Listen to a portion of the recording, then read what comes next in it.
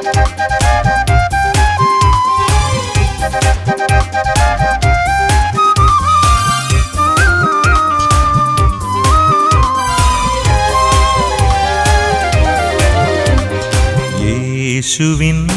വാഗ്ദാനമേ പാവനാത്മനേ, ജീവൻ നൽകുന്ന ചൈതന്യമേ പരിശുദ്ധാത്മാവേ. യേശുവിൻ വാഗ്ദാനമേ പാവനാത്മനേ, ജീവൻ നൽകുന്ന ചൈതന്യമേ പരിശുദ്ധാത്മാവേ. ആത്മാവേ എന്നിൽ നിറയണമേ, ആത്മാവേ എന്നിൽ നിറയണമേ, അഭിഷേകത്തിൻ നിറവായി മാറ്റണമേ, അഭിഷേകത്തിൻ നിറവായി മാറ്റണമേ.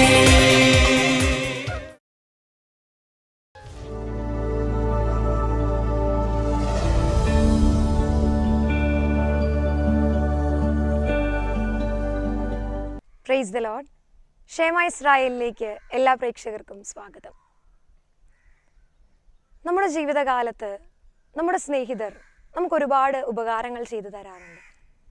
നമുക്ക് ബുദ്ധിമുട്ടുകൾ ഉണ്ടാകുമ്പോൾ പണമായും വസ്തുമായും ഒക്കെ അവർ നമ്മളെ ഒത്തിരി സഹായിക്കാറില്ലേ? പക്ഷേ മരണശേഷം നമുക്ക് ദൈവത്തിനു മുൻപിൽ നിൽക്കുമ്പോൾ ധനമായി ഉണ്ടാവുക നാം ജീവിതകാലത്ത് ചെയ്തവ മാത്രമാവും. നമ്മുടെ സുഹൃതങ്ങളും നമ്മുടെ നന്മകളുമാണ് അവിടെ ദൈവം പരിഗണിക്കുക. വിശുദ്ധ ജോൺ മരിയ വിയാനി പറയുന്നുണ്ട്, ജീവിതകാലത്ത് നാം അർപ്പിക്കുന്ന ഒരു വിശുദ്ധ കുർബാനയ്ക്ക് നമ്മുടെ മരണശേഷം നമുക്ക് വേണ്ടി അർപ്പിക്കപ്പെടുന്ന 1000 കുർബാനകളേക്കാൾ വിലയുണ്ട് എന്ന്. ഈ ഒരു ബോധ്യത്തിലേക്ക്, എൻ്റെ ജീവിതത്തിൻ്റെ സുഹൃതങ്ങളാണ് എൻ്റെ നിത്യജീവിതത്തിലെ ധനം എന്ന ഒരു ബോധ്യത്തിലേക്ക് നമ്മെ നയിക്കുവാൻ, നമ്മുടെ ജീവിതത്തെ സുഹൃതങ്ങളിലൂടെ ദൈവത്തിലേക്ക് എങ്ങനെ അടുപ്പിക്കാം എന്ന് പഠിപ്പിക്കുകയാണ് കാരിസ്മോൻ ധ്യാന കേന്ദ്രത്തിലെ ഫാദർ ബിജിൽ ചക്കിയത്ത്. ഒരു വ്യക്തിയുടെ ജീവിത സാക്ഷ്യം കേട്ടുകൊണ്ട് വചന ശുശ്രൂഷയിലേക്ക് നമുക്ക് പ്രവേശിക്കാം.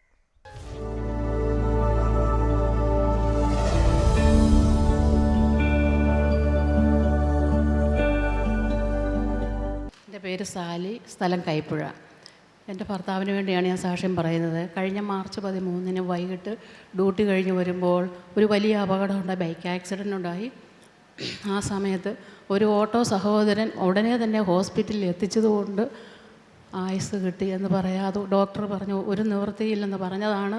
പക്ഷേ ഞാനിവിടെ സാക്ഷ്യപ്പെടുത്തിക്കൊള്ളാം, ദൈവനാമം മഹത്വപ്പെടുത്തിക്കൊള്ളാമെന്ന് ഞാൻ നേർന്നു പ്രാർത്ഥിച്ചു. അതിൻ്റെ ഫലമായി ഒരു കുഴപ്പവുമില്ലാതെ പൂർണ്ണ സുഖം പ്രാപിച്ചു. യേശുവെ നന്ദി, യേശുവെ സ്തുതി.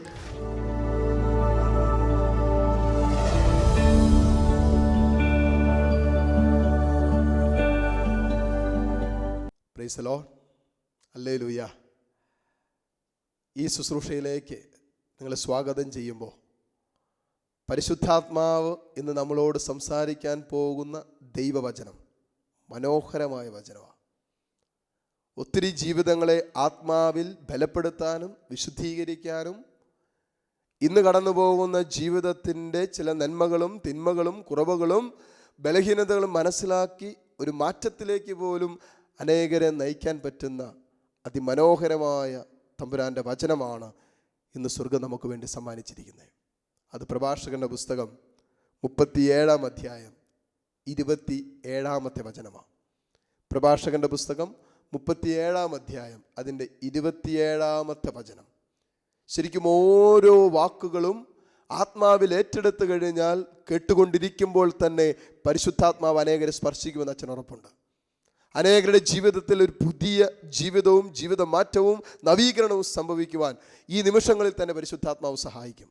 അതുകൊണ്ട് ഈ വചനം കേൾക്കുമ്പോൾ, ഈ വചനത്തിലൂടെ പരിശുദ്ധാത്മാവ് നമ്മളോട് സംസാരിക്കുന്നത് ഹൃദയം തുറന്ന് സ്വീകരിക്കുവാനും കേൾക്കുവാനുള്ള ഒരു ആത്മീയ ദാഹത്തോടു കൂടി വചനത്തിന് മുമ്പിലായിരിക്കട്ടെ. വചനം ഇങ്ങനെയാണ് ആരംഭിക്കുന്നത്: മകനെ, ജീവിച്ചിരിക്കുമ്പോൾ ആത്മശോധന നടത്തുക. മകനെ, മകനെ എന്ന് വിളിക്കുമ്പോൾ അതിനകത്ത് മകളും കൂടിയുണ്ട്. മകൾ മാറ്റി നിർത്തിയിട്ടില്ല കേട്ടോ, ഇത് കോമണാണ്. മകനെ അല്ലെങ്കിൽ മകളെ, ജീവിച്ചിരിക്കുമ്പോൾ ആത്മശോധന ചെയ്യുക. രണ്ട് വാക്കും വളരെ പ്രധാനപ്പെട്ടതാണ്. ജീവിച്ചിരിക്കുമ്പോൾ ആത്മശോധന ചെയ്യുക എന്ന് പറഞ്ഞാൽ ജീവിച്ചിരിക്കുമ്പോൾ ചെയ്യേണ്ട ചില കാര്യങ്ങൾ ജീവിച്ചിരിക്കുമ്പോൾ തന്നെ ചെയ്യണം എന്ന് പറഞ്ഞാൽ ജീവിതം കഴിഞ്ഞാൽ പറ്റാത്ത ചില കാര്യങ്ങളുണ്ട്, മരിച്ചു കഴിഞ്ഞാൽ പറ്റാത്ത കുറെ കാര്യങ്ങളുണ്ട് എന്ന് പറയാം. ജീവിച്ചിരിക്കുമ്പോൾ ചെയ്യേണ്ടതെന്ന് പറയുന്ന കാര്യങ്ങൾ അല്ലേ? സ്നേഹിക്കാൻ പറ്റുന്നത് ജീവിച്ചിരിക്കുമ്പോഴല്ലേ? ക്ഷമിക്കാൻ പറ്റുന്നത് ജീവിച്ചിരിക്കുമ്പോഴല്ലേ? എളിമപ്പെടാനും വിട്ടുകൊടുക്കാനും ചില ആത്മീയ നന്മകൾക്ക് വേണ്ടി ചിലതൊക്കെ വേണ്ടെന്ന് വെക്കാനും ചിലതൊക്കെ ഉപേക്ഷിക്കാനും ചിലതിനൊക്കെ കണ്ണടയ്ക്കാനും ഒക്കെ പറ്റുന്നത് ജീവിച്ചിരിക്കുമ്പോഴല്ലേ? ജീവിച്ചിരിക്കുമ്പോൾ സ്വർഗം തന്നിരിക്കുന്ന വിശുദ്ധ ജീവിതത്തിൻ്റെ സാധ്യതകൾ ഏറ്റെടുത്ത് വിശുദ്ധ ജീവിതം നയിക്കാൻ പറ്റുന്നത് പോലും ജീവിച്ചിരിക്കുമ്പോഴല്ലേ? ഈ ജീവിതം കഴിഞ്ഞ ഇത് വല്ലതും പറ്റുമോ? ഒരു കൊച്ചു ജീവിതമുണ്ട്, ഇതിങ്ങനെ കയ്യിലിട്ട് ആട്ടുന്ന പന്ത് പോലെയാ, എപ്പോൾ വേണമെങ്കിലും താഴെ വീഴാം. കർത്താവിൻ്റെ വചനം തന്നെ പഠിപ്പിക്കുന്നില്ല, ഇത് മൺപാത്രത്തിലെ നിധിയാ. മൺപാത്രത്തിലെ നിധിയാ, സംഭവം നിധിയാ, ഉള്ളിലിരിക്കുന്ന നിധിയാ, പക്ഷെ എന്നാ മൺപാത്രത്തിലാ. എപ്പോൾ വേണമെങ്കിലും പൊട്ടാം, എപ്പോൾ വേണമെങ്കിലും തകരാം, എപ്പോൾ വേണമെങ്കിലും ഈ ജീവിതമില്ലാതായി തീരാം. അതുകൊണ്ടാ വചനം പറയുന്നത്, മകനെ മകളെ ജീവിച്ചിരിക്കുമ്പോൾ ആത്മശോധന ചെയ്യുക. എന്നതാ? ജീവിക്കേണ്ടതുപോലെയാണോ ജീവിക്കുന്നതെന്ന്. അത് തന്നെയല്ലേ ആത്മശോധന ചെയ്യേണ്ട ഏറ്റവും പ്രധാനപ്പെട്ടത്. ഒരപ്പനാണെങ്കിൽ ഞാൻ അപ്പൻ എന്ന നിലയിലാണോ ജീവിക്കുന്നത്? എൻ്റെ വിളി അപ്പനാകുക എന്നുള്ളതാണെങ്കിൽ, അല്ലെങ്കിൽ അപ്പനാണെന്നുള്ള വിളി സ്വീകരിച്ചവനാണെങ്കിൽ അപ്പൻ എന്ന വിളിക്കനുസരിച്ചാണോ ഞാൻ ജീവിക്കുന്നത് എന്ന് ആത്മശോധന ചെയ്താൽ മതി. ഒരമ്മ എന്ന വിളി സ്വീകരിച്ചവൾ സ്വയം ആത്മശോധന ചെയ്യേണ്ടത്, അമ്മ എന്ന വിളിക്കനുസരിച്ചാണോ ഞാൻ ജീവിക്കേണ്ടത് അല്ലെങ്കിൽ ജീവിക്കുന്നത്? ഒരു മകനോ മകളോ ഇത് തന്നെ സ്വയം ചോദിക്കണം. ഒരു മകൻ എന്ന നിലയിൽ, ഒരു മകൾ എന്ന നിലയിൽ മാതാപിതാക്കളോട് കടമ നിർവഹിച്ചുകൊണ്ടാണോ, അവരോടുള്ള സ്നേഹത്തോടു കൂടിയാണ് ഞാൻ ജീവിക്കുന്നത്? കണ്ടോ? ആ ബന്ധങ്ങളിൽ പോലും ഇന്ന് ഈ ആത്മശോധന ഇല്ലാത്തത് കൊണ്ട് എന്തെല്ലാം ദുരന്തങ്ങളാണ് സംഭവിക്കുന്നത്. അപ്പനെ സ്നേഹിക്കാൻ പറ്റുന്നില്ല, അമ്മയെ സ്നേഹിക്കാൻ പറ്റുന്നില്ല, കൂടെപ്പിറപ്പുകളെ സ്നേഹിക്കാൻ പറ്റുന്നില്ല, വിശുദ്ധ ജീവിതം പറ്റുന്നില്ല, ആത്മീയ പക്വതയുള്ള ജീവിതം നയിക്കാൻ പറ്റുന്നില്ല. എന്തുകൊണ്ടാ? സ്വയം ആത്മശോധന ചെയ്യാൻ പറ്റാത്തത് കൊണ്ടാണ് അല്ലേ? ഇന്ന് സ്നേഹപ്രകടനങ്ങൾ മുഴുവൻ സംഭവിക്കുന്നത് പെട്ടിയിലായി കഴിയുമ്പോഴാണ്. അതുവരെ ചിലരൊക്കെ ഭാരമാണെന്ന് പറഞ്ഞവര്, അയ്യോ എൻ്റെ അച്ഛോ കെട്ടിക്കൊണ്ടെന്ന നാള് മുതൽ തുടങ്ങിയതാ, ഇത് ഞാൻ എന്ന് ഈ കുടുംബത്തിൽ നിന്ന് പോകുന്നോ അന്ന് ഈ കുടുംബം രക്ഷപ്പെടും എന്ന് പറഞ്ഞ കേസുകൾ പോലും ഞാൻ കണ്ടിട്ടുണ്ട്. ഈ സാധനം പെട്ടി കിടക്കുമ്പോൾ എൻ്റെ അച്ഛോ എല്ലാം പോയച്ചോ, എല്ലാം പോയച്ചോ, എൻ്റെ മക്കൾക്ക് ഇനി ആരുണ്ടച്ചോ, എൻ്റെ കുടുംബത്തിന് ആരുണ്ടച്ചോ. കണ്ടോ? ജീവിച്ചിരിക്കുമ്പോൾ ചിലരുടെയൊക്കെ വില മനസ്സിലാക്കാൻ പറ്റുന്നില്ല എന്നുള്ളതല്ലേ ഏറ്റവും വലിയ ദുരന്തം പ്രിയപ്പെട്ടവരെ. ജീവിച്ചിരിക്കുമ്പോൾ കൂടെ വസിക്കുന്നവരുടെ നന്മ മനസ്സിലാക്കാനും ബലഹീനത മനസ്സിലാക്കി ആ ബലഹീനതകളിൽ ഒരു താങ്ങായി മാറാനൊന്നും പറ്റാതെ പോകുന്നതല്ലേ നമ്മുടെയൊക്കെ ജീവിതത്തിൻ്റെ ഏറ്റവും വലിയ ദുരന്തം. 10-50 വർഷക്കാലം എൻ്റെ അപ്പൻ എൻ്റെ കൂടെ ഉണ്ടായിട്ട്, എൻ്റെ അമ്മ എൻ്റെ കൂടെ വസിച്ചിട്ട്, എൻ്റെ ജീവിത പങ്കാളി എൻ്റെ കൂടെ ഉണ്ടായിട്ട് ഇവരുടെ വേദനയും വിഷമവും മനസ്സിലാക്കാൻ പറ്റില്ല, ഇവിടെ സ്നേഹം തിരിച്ചറിയാൻ പറ്റില്ല അല്ലേ? 10-15 വർഷം വിവാഹം കഴിഞ്ഞിട്ട് ഇന്ന് രണ്ട് സ്ഥലങ്ങളിലാണ് കിടപ്പ് പോലും. അപ്പം കട്ടിലേക്ക് കിടക്കും, അമ്മ താഴെ കിടക്കും. കണ്ടോ? സ്നേഹിക്കാൻ പറ്റുന്നില്ലെന്നേ. എന്തൊരവസ്ഥയാ ചില കുടുംബങ്ങളിൽ നിൽക്കുന്നത്. അതുകൊണ്ടാണ് വചനം പറയുന്നത്, മക്കളെ ജീവിച്ചിരിക്കുമ്പോൾ ആത്മശോധന ചെയ്യ്. ജീവിച്ചിരിക്കുമ്പോൾ തീരുമാനിക്ക്, ചിലതൊക്കെ തീരുമാനിച്ചങ്ങോട്ട് ഉറപ്പിക്ക്. ഇത് കേട്ടുകൊണ്ടിരിക്കുമ്പോൾ തന്നെ തീരുമാനിക്ക്, ഈ നിമിഷം ഞാൻ പോകുന്ന വഴികൾ തെറ്റാണെങ്കിൽ, എൻ്റെ വിശുദ്ധ ജീവിതത്തിൻ്റെ വഴികളല്ലെങ്കിൽ, എൻ്റെ ആത്മീയ രക്ഷയ്ക്കുള്ള വഴികളല്ലെങ്കിൽ, എൻ്റെ ആത്മാവിൽ ബലപ്പെടുത്തുന്ന വഴികളല്ലെങ്കിൽ, എൻ്റെ സംസാരം കൃപയിലേക്ക് അനേകരെ നയിക്കുന്ന സംസാരമല്ലെങ്കിൽ, എൻ്റെ സാന്നിധ്യം അനേകരെ വിശുദ്ധീകരിക്കുന്ന സാന്നിധ്യമല്ലെങ്കിൽ നിർത്ത്. സ്വയം ആത്മശോധന ചെയ്യട്ടെ, സ്വയം ആത്മശോധന ചെയ്യട്ടെ. ജീവിക്കുന്നേണ്ടത് പോലെയാണോ നീ ജീവിക്കുന്നത്? കർത്താവിൻ്റെ വചനം പറയുന്നില്ലേ, മക്കളെ ജീവിച്ചിരിക്കുമ്പോൾ നീ നിന്നെ തന്നെ ആത്മശോധന ചെയ്യുക. കാരണം എന്താ? വചനം പറയുന്നു, മക്കളെ, ഒരു സമയമുണ്ട്. എല്ലാത്തിനും ഒരു സമയമുണ്ട്. മരിക്കാനും ഒരു സമയമുണ്ട്. എന്നിട്ട് വചനം കൂട്ടിച്ചേർക്കുന്നു, മരിച്ചു കഴിഞ്ഞാൽ പിന്നെ വിധിയുടെ സമയമാണ്. പിന്നെ നമ്മുടെ കയ്യിൽ കൺട്രോൾ ഇല്ല. പിന്നെ നമ്മൾ വിചാരിച്ച ഒന്നും നമുക്ക് മാറ്റി എഴുതാൻ പറ്റില്ല. അതുകൊണ്ടാണല്ലോ ലൂക്കായുടെ സുവിശേഷം 15-ാം അധ്യായത്തിലും 16-ാം അധ്യായത്തിലൊക്കെ ഒത്തിരി ഉപമകൾ നമ്മളെ പഠിപ്പിക്കുന്നുണ്ട്. അതിന് 16-ാം അധ്യായത്തിൽ നമ്മൾ കാണുന്നുണ്ട് ലാസറിനെ ധനവാന്റെ ഉപമ. എന്നാ അതിൽ നിന്ന് മനസ്സിലാക്കുന്നത്? അവസാന നിമിഷങ്ങളിൽ ഒരു സുകൃതങ്ങളും കൈമാറ്റം ചെയ്യപ്പെടുകയില്ല. അവൻ ചെയ്ത നന്മയ്ക്ക്, അവൾ ചെയ്ത നന്മയ്ക്ക് ജീവിത പങ്കാളി പ്രാർത്ഥിക്കുന്നു, അവൾ വള്ളിയിൽ പോകുന്നു, അവൾ വിശുദ്ധ ജീവിതം നയിക്കുന്നു. അതുകൊണ്ട് നിനക്ക് എന്നാ നന്മയുണ്ട്? നിനക്ക് എന്ത് നേട്ടമുണ്ട്? അതിന് നേട്ടം അവൾക്കേ ഉള്ളൂ. ഒരു സുകൃതങ്ങളും ഒരു നന്മകളും അവസാന നിമിഷം കൈമാറ്റം ചെയ്യപ്പെടുകയില്ല എന്ന് ആ സുവിശേഷ ഭാഗം നമ്മൾ ഓർമ്മപ്പെടുത്തുന്നുണ്ട്. അതേ ഓർമ്മപ്പെടുത്തല ഇവിടെ വീണ്ടും കർത്താവിൻ്റെ വചനം നമ്മളോട് പറഞ്ഞുകൊണ്ടിരിക്കുന്നത് എന്നതാ? മകനെ, മകളെ, ജീവിച്ചിരിക്കുമ്പോൾ ആത്മശോധന ചെയ്യുക, നിന്റെ വഴികളെ പരിശോധിക്കുക. നിന്റെ വഴികളെ പരിശോധിക്കുക. നീയെ പൊക്കൊണ്ടിരിക്കുന്ന വഴി എന്താണെന്ന് ഒന്ന് നിന്നിട്ട് ചോദിക്കേ. വഴി തെറ്റിയോ? പോകേണ്ട വഴിയാണ് പോകുന്നേ? എവിടെയെങ്കിലും വഴി തെറ്റാൻ സാധ്യതയുള്ള റൂട്ടിലൂടെയാണോ പോയിരിക്കുന്നത്? ചോദിക്കുക. ഇടയ്ക്കിടയ്ക്കൊന്ന് നിർത്തി ചോദിക്കുക. ഈ ട്രാഫിക്കിലൊക്കെ നമ്മൾ കാണുകയില്ലേ, ഇടയ്ക്കിടയ്ക്ക് റെഡ് സിഗ്നൽ ഉണ്ട്. എന്തിനു വേണ്ടിയിട്ടാ? സ്റ്റോപ്പ് ചെയ്യാൻ വേണ്ടിയിട്ടാ. റെഡ് സിഗ്നൽ ആകുമ്പോൾ ആക്സിലേറ്റർ കാല് കൊടുത്തിട്ട് പോയി കഴിഞ്ഞാൽ എന്നാ സംഭവിക്കും നമുക്കറിയാം. അപ്പോൾ ചില റെഡ് സിഗ്നലുകൾ ജീവിതത്തിൽ നമ്മൾ ഇതുപോലെ ഇടയ്ക്കിടയ്ക്കൊന്ന് സ്റ്റോപ്പ് ചെയ്യണം. സ്റ്റോപ്പ് ചെയ്തിട്ട് മറ്റുള്ളവരുടെ അടുത്തല്ല ചോദിക്കേണ്ടത്, നമ്മളോട് തന്നെ ചോദിക്കണം. ആത്മശോധന ചെയ്യണം. ഞാൻ പോകേണ്ട വഴിയാണോ പോകുന്നത്? ഞാൻ ചെയ്യേണ്ടതാണോ ചെയ്യുന്നത്? ജീവിക്കേണ്ടതുപോലെയാണ് ജീവിക്കുന്നത്? ഇന്ന് പലർക്കും ഇതിന് സമയമില്ല പ്രിയപ്പെട്ടവരെ. അതുകൊണ്ടാണ് അനേകർക്ക് ഇന്നൊരു വിശുദ്ധ ജീവിതം സാധ്യമാകാതെ പോകുന്നത്. അനേകർ ഇന്ന് വിശുദ്ധിയിൽ വളരാൻ പറ്റാതെ പോകുന്നത്. അനേകർക്ക് കൃപയിൽ വളരാൻ പറ്റാതെ പോകുന്നത്. അനേകരുടെ ബന്ധങ്ങൾ തകർന്നു പോകുന്നത്.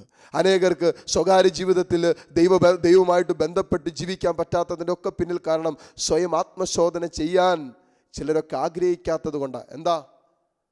ആത്മശോധന ചെയ്യാൻ തുടങ്ങുമ്പോൾ അവന് സ്വയം മനസ്സിലാക്കാൻ പറ്റും, പോകുന്ന വഴികളൊന്നും എല്ലാം തന്നെ ശരിയല്ലെന്ന്, ചിലതൊക്കെ മാറ്റണമെന്ന്, ചിലതൊക്കെ ശരീരത്തിന് കേടാണെന്ന്, ചിലതൊക്കെ വിശുദ്ധിക്ക് ചേർന്നതല്ലെന്ന്, ചിലതൊക്കെ അഭിഷേകത്തിന് ചേർന്നതല്ലെന്ന്, ചിലതൊക്കെ ബന്ധങ്ങൾക്ക് നിരക്കാത്ത അവന് മനസ്സിലാക്കാൻ തുടങ്ങും. കണ്ടോ? അപ്പം അവനത് ഉപേക്ഷിക്കാനുള്ള ഒരു ആത്മീയ സംഘർഷം മനസ്സിലടിക്കുന്നത് കൊണ്ട് ഇന്ന് ചിലരൊക്കെ ആത്മശോധനയ്ക്ക് പോലും തയ്യാറാകുന്നില്ല. കാരിസ്മയിലെ എല്ലാ ആഴ്ചകളിലും തന്നെ ധ്യാനമുണ്ട്. പലരും ധ്യാനത്തിന് വിളിച്ചാൽ അവർ വരികയല്ല. എന്തുകൊണ്ടാണ്? അച്ഛാ സമയമായിട്ടില്ല. സമയമാകാഞ്ഞിട്ടൊന്നും അല്ല പ്രിയപ്പെട്ടവരെ. സ്വയം ഉള്ളിലേക്ക് നോക്കാനുള്ള സമയമാണ് ഓരോ ധ്യാനത്തിൻ്റെ സമയം. അവൻ്റെ ഉള്ളിലേക്ക് നോക്കാൻ അവൻ ഭയപ്പെടുന്നത് കൊണ്ടാണ് ധ്യാനം കൂടാത്തതും വചനം കേൾക്കാത്തതും. വചനം കേൾക്കുമ്പോൾ സംഭവിക്കുന്നത് എന്താ? ഇത് ആത്മാവും ജീവനുമായതുകൊണ്ട് നിന്റെ ആത്മാവിലേക്കും ജീവനിലേക്കും ഇത് തുളച്ചു കയറും. അല്ലേ? സന്ധിബന്ധങ്ങളെ തുളച്ചു കയറും, മജ്ജയിലും മാംസത്തിലും തുളച്ചു കയറും. ഇങ്ങനെ തുളച്ചു കയറുമ്പോൾ വേദനയുണ്ടാകുമേ.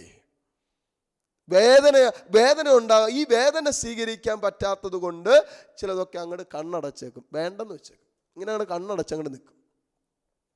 ആത്മശോധന ചെയ്യില്ല. വില കൊടുക്കാതെ പ്രിയപ്പെട്ട ഒരു ജീവിതത്തിൽ വിലയുള്ളത് സ്വന്തമാക്കാൻ പറ്റില്ല. അതുകൊണ്ടെന്താ? ആ വില കൊടുക്കാൻ തയ്യാറല്ല. അതുകൊണ്ട് ഇങ്ങനെ വിലകെട്ട ജീവിതം തന്നെ ജീവിതത്തിൻ്റെ ഭാഗമാക്കി കൊണ്ടുപോകാൻ നമ്മൾ ആഗ്രഹിക്കുന്നു. അത് മതി. അതുകൊണ്ട് വചനം കൂട്ടിച്ചേർക്കുന്നു, മകനെ, മകളെ, ജീവിച്ചിരിക്കുമ്പോൾ ആത്മശോധന നടത്തുക. എന്നിട്ട് എന്നാ കൂട്ടിച്ചേർക്കുന്നത്? ഹാനികരമായത് ചെയ്യരുത്. കണ്ടോ? ആത്മശോധന ചെയ്താൽ മാത്രം പോരാ, ഹാനികരമായത് ചെയ്യരുത്. ഞാൻ ഓർക്കാറുണ്ട് പലപ്പോഴും.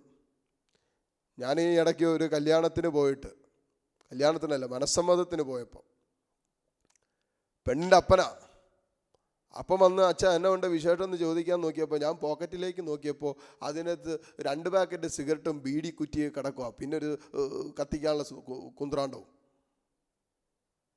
അപ്പം തന്നെ ഞാൻ ഇതെല്ലാം പിടിച്ച് മേടിച്ചിട്ടുണ്ട്. ഇന്ന് നല്ലൊരു ദിവസമോ, ദയവായിട്ട് ഇന്നത് പറ്റിയല്ല. അച്ഛാ ഇതെനിക്ക് വേണ്ടിയിട്ടല്ല, വീട്ടിൽ വരുന്നവർക്ക് കൊടുക്കാൻ വേണ്ടി. ഞാൻ വീട്ടിൽ വരുന്നവരാണെങ്കിലും നാട്ടിൽ കൂടി വഴി കൂടി പോകുന്നവരാണെങ്കിലും പാപം ചെയ്യുന്നതും പാപം ചെയ്യിപ്പിക്കുന്നതും പാപത്തിന് പ്രേരകരമാകുന്ന ഒരേപോലെ കുറ്റകരമാണ്. വചനം പറയുന്നില്ല, അവന് തിരികല് കെട്ടി താഴുന്നത് നല്ലത്. ഞാൻ പറഞ്ഞു ഇന്ന് ഞാൻ തരികയില്ല, നടക്കുകയില്ല.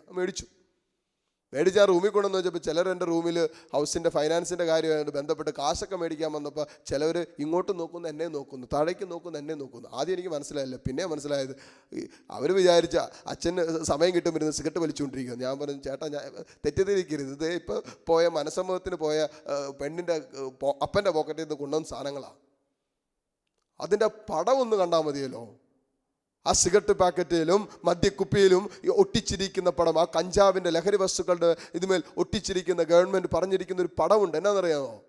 മദ്യപാനം ആരോഗ്യത്തിന് ഹാനികരം, ക്യാൻസർ ഉണ്ടാക്കും. ഇതുപോലും കൂടി എഴുതി വെച്ചിട്ടുണ്ട്, ഇറ്റ് ക്യാൻസറസ്. ഇതൊക്കെ കണ്ടിട്ടും ഇത് ഹാനികരമാണെന്ന് അറിയാമായിരുന്നിട്ടും ഇത് തിന്മയാണെന്നറിഞ്ഞിട്ടും ശരീരത്തിൽ ഒരു നേട്ടവും തരുന്നില്ലെന്നറിഞ്ഞിട്ടും കുടുംബത്തിൽ ഇതുമൂലം ഒരു സമാധാനം ഉണ്ടാകില്ലെന്നറിഞ്ഞിട്ടും ഇതിൻ്റെ ദൂഷ്യഫലങ്ങൾ മുഴുവൻ അറിയാമായിരുന്നിട്ടും സാമ്പത്തിക നേട്ടത്തിലേക്ക് ഒന്നും ഇത് കൈയെത്തിക്കുന്നില്ല എന്ന് മനസ്സിലാക്കിയിട്ടും ഹാനികരമായത് ചെയ്തുകൊണ്ടേയിരിക്കുന്നു. നിരന്തരം ജീവിതത്തിൻ്റെ ഭാഗം ഹാനികരമായത് ചിലർക്കൊക്കെ അല്ലേ. Full time തണ്ണിയായിട്ട് നടക്കുന്നവരുണ്ട്. കഞ്ചാവില്ലെങ്കിൽ ക്ലാസ്സിൽ പോലും കയറാൻ പറ്റാത്തവരെനിക്കറിയാം. ഇതുപോലെ അതുകൊണ്ട് ഹാനികരമായത് ചെയ്യരുത്.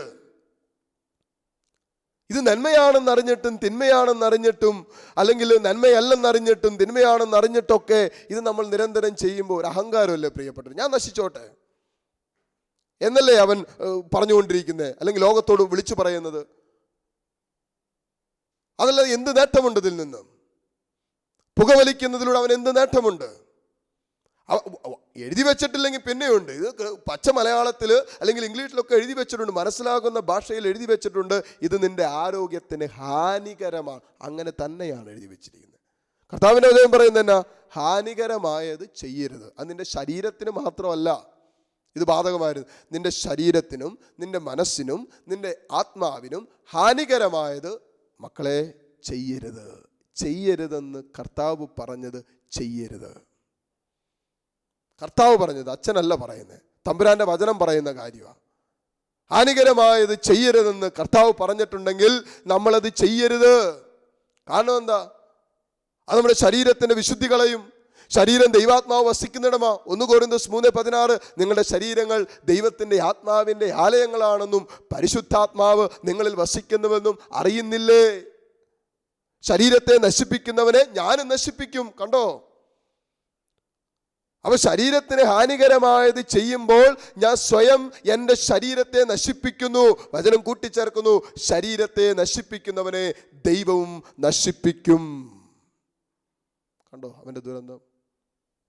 ചില മനസ്സിന് ഹാനികരമായ ചിലവരെടുക്കുന്നില്ലേ? ഇന്നലകളുടെ നഷ്ടങ്ങൾ, ഇന്നലകളുടെ വേദനിപ്പിച്ച ഓർമ്മകൾ, ഇന്നലകളിൽ ആരോ എന്തോ പറഞ്ഞത്, ചെയ്യാത്ത കാര്യങ്ങൾ പറഞ്ഞുകൊണ്ട് നടന്നത്, കളിയാക്കി നടന്നത്, വിമർശിച്ചത്, 100 കൂട്ടം കാര്യങ്ങളും കാരണങ്ങളും ഇന്നലകളുടെ വേസ്റ്റ് ബോക്സിൽ കിടക്കുന്നതൊക്കെ എടുത്ത് ചിലരുടെ മനസ്സിലേക്ക് ഇട്ടിട്ട് ഇന്ന് ദുരന്തം അനുഭവിക്കുന്നവരില്ലേ? ആത്മീയ സന്തോഷം കെടുത്തിക്കളം ജീവിക്കുന്നവരില്ലേ? സ്നേഹിക്കാൻ പറ്റാത്തവരില്ലേ? സ്വഭാവത്തിൽ അതുമൂലം വൈകല്യങ്ങൾ കിടക്കുന്നവരില്ലേ? എന്നെ സ്നേഹിച്ചിട്ടില്ല, സ്നേഹിക്കേണ്ടതുപോലെ സ്നേഹിച്ചില്ല, എനിക്ക് സ്നേഹം കിട്ടിയില്ല, അച്ഛൻ അറിയാവോ എന്തൊക്കെ സംഭവിച്ചതെന്ന് ഇങ്ങനെ പറഞ്ഞുകൊണ്ടിരിക്കും 100 കൂട്ടം കാര്യങ്ങൾ. നിന്റെ മനസ്സിന് ഹാനികരമായത് എടുക്കരുതെന്ന് വചനം പറഞ്ഞ് എടുക്കരുത്. ഇതുപോലെ തന്നെ നിന്റെ ആത്മാവിൽ ദൈവവുമായിട്ട് നിന്നെ ബന്ധപ്പെടുത്തുന്നത് പോലും അതിന് തടസ്സം നിൽക്കുന്നതൊന്നും നീ സ്വീകരിക്കാൻ പാടുള്ളതല്ല. Praise the Lord. അതാണ് ഏറ്റവും പ്രധാനപ്പെട്ടത്. നിന്നെ ദൈവാത്മാവുമായി ഐക്യപ്പെടുന്നതിന് തടസ്സം നിൽക്കുന്നത് ഹാനികരമാകുന്ന വഴികളും സാഹചര്യങ്ങളും വ്യക്തികളും ബന്ധങ്ങളും മാറ്റിവെച്ചോളുക. ഇല്ലെങ്കിൽ നിന്നെ അത് ആത്മനാശത്തിലേക്ക് എത്തിക്കും. കണ്ടോ പിശാചിന്റെ വഞ്ചന നോക്കിയേ. ചില ഹാനികരമായത് കൊണ്ടുവരും. നിന്റെ കണ്ണിന് നല്ല കൗതുകകരമൊക്കെ ആയിരിക്കും ഇത്, അല്ലേ? ടേസ്റ്റ് ഉള്ളതൊക്കെ ആയിരിക്കും, ഹൃദയത്തിന് നല്ല സുഖം തരുന്നതായിരിക്കും, അല്ലേ? എല്ലാ പാപത്തിൻ്റെ പിന്നെ ഒരു സുഖമുണ്ട്. അതുകൊണ്ടാണ് ചിലത് ഇങ്ങനെ ആവർത്തിച്ച്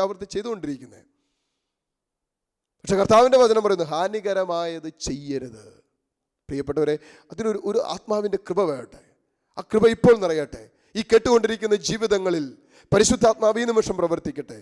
ജീവിതത്തിലോ മനസ്സിലോ ശരീരത്തിലോ ആത്മാവിലോ എവിടെയെങ്കിലും ഹാനികരമാണെന്ന് നിന്നെ പരിശുദ്ധാത്മാവ് ഈ നിമിഷം പ്രേരിപ്പിക്കുന്നുണ്ടെങ്കിൽ ഇത് നിർത്തുവാൻ, ഇത് സ്റ്റോപ്പ് ചെയ്യുവാൻ, ഇത് വെട്ടിമാറ്റാൻ പരിശുദ്ധാത്മാവ് ഈ നിമിഷം നിന്നിലേക്ക് ദൈവ സാന്നിധ്യം ഒഴുകട്ടെ. ഈ നിമിഷം ദൈവത്തിൻ്റെ ശക്തി വ്യാപരിക്കട്ടെ. കർത്താവിൻ്റെ വചനം വീണ്ടും നമ്മൾ ഓർമ്മപ്പെടുത്തുന്നു, മകനെ മകളെ, ജീവിച്ചിരിക്കുമ്പോൾ ആത്മശോധന ചെയ്യേ. പിന്നെ അതിന് സമയം കിട്ടിയെന്ന് വരില്ല. ഒരു തീരുമാനമെടുക്കാം. തുടർന്ന് വരുന്ന ആരാധന സമയത്ത് നമ്മുടെ ജീവിതത്തെ ഒന്ന് ദൈവസന്നിധിയിൽ സമർപ്പിച്ച് ഒരു ആത്മശോധന ഈശോയുടെ സന്നിധിയിൽ, ഈശോ പറയുന്നത് പോലെ, ഈശോ ആഗ്രഹിക്കുന്നത് പോലെ, ഈശോയുടെ ഇഷ്ടമനുസരിച്ചാണോ ഞാൻ കടന്നു പോകുന്നത്, ഒന്ന് ആത്മശോധന ചെയ്ത് ദൈവാനുഗ്രഹത്തിന് വേണ്ടി തുടർന്ന് വരുന്ന നിമിഷങ്ങളിൽ നമുക്ക് യാചിക്കാം, പ്രാർത്ഥിക്കാം. സർവശക്തനായ ദൈവം നമ്മെ ഓരോരുത്തരെയും സമൃദ്ധമായി അനുഗ്രഹിക്കട്ടെ. ആമേൻ.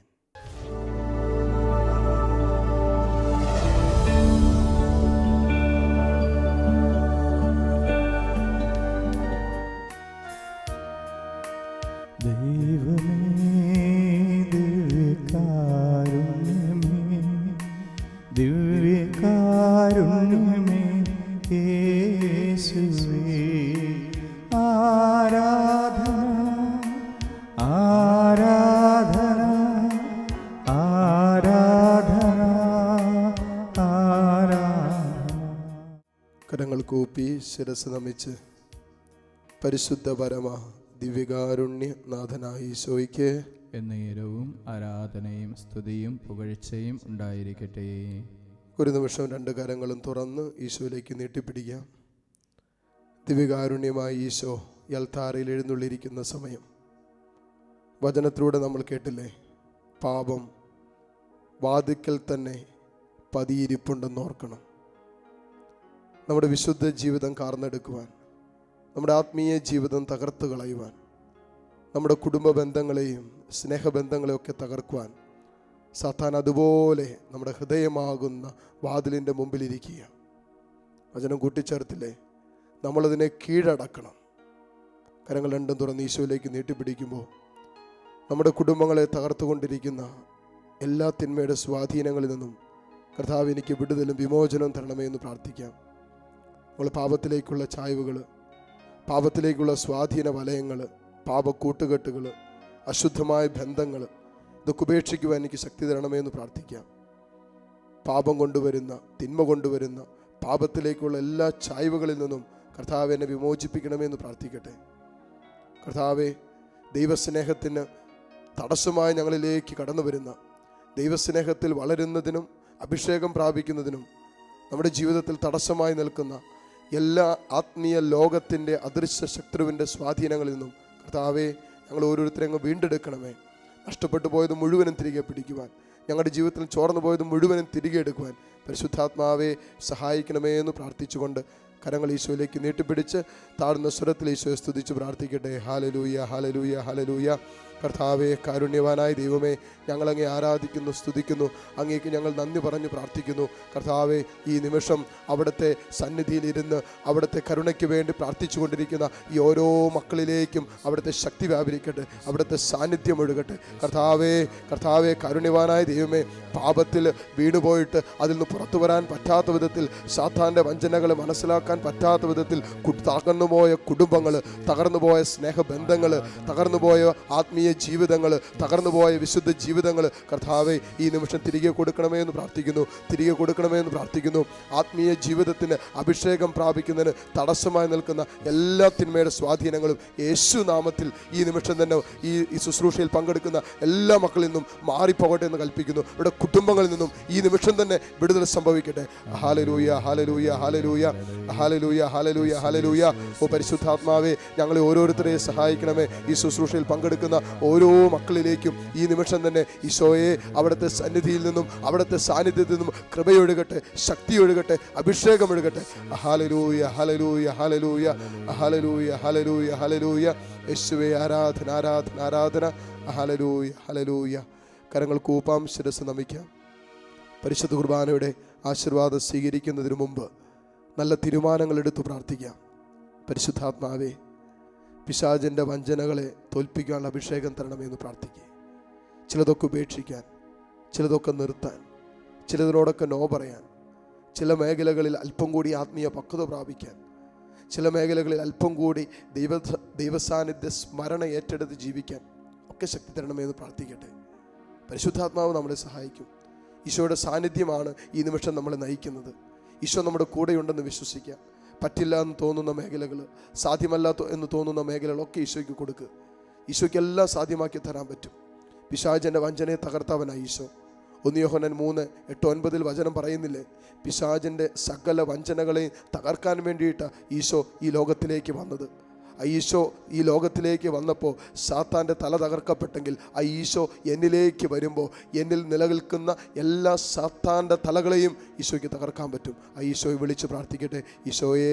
ഈശോയെ ഞാനെടുത്ത തീരുമാനങ്ങളിലേക്ക് അങ്ങ് കടന്നു വരണമേ, ഈശോയെ ഞാനെടുത്ത തീരുമാനങ്ങളിലേക്ക് അങ്ങ് കടന്നു വരണമേ എന്ന് പ്രാർത്ഥിച്ചുകൊണ്ട് കരങ്ങൾ തുറന്ന് ഈശോയിലേക്ക് നീട്ടിപ്പിടിച്ച് ഒരിക്കൽ കൂടി സ്തുതിച്ച് പ്രാർത്ഥിച്ച് ഈശോയുടെ ആശീർവാദം സ്വീകരിക്കട്ടെ. ഹല്ലേലൂയ, ഹല്ലേലൂയ, ഹല്ലേലൂയ. യേശുവേ ആരാധന, ആരാധന, ആരാധന, ആരാധന. ഹല്ലേലൂയ, ഹല്ലേലൂയ, ഹല്ലേലൂയ. യേശുവേ മഹത്വം. ഹല്ലേലൂയ, ഹല്ലേലൂയ, ഹല്ലേലൂയ, ഹല്ലേലൂയ, ഹല്ലേലൂയ, ഹല്ലേലൂയ. ഈശോയെ നന്ദി.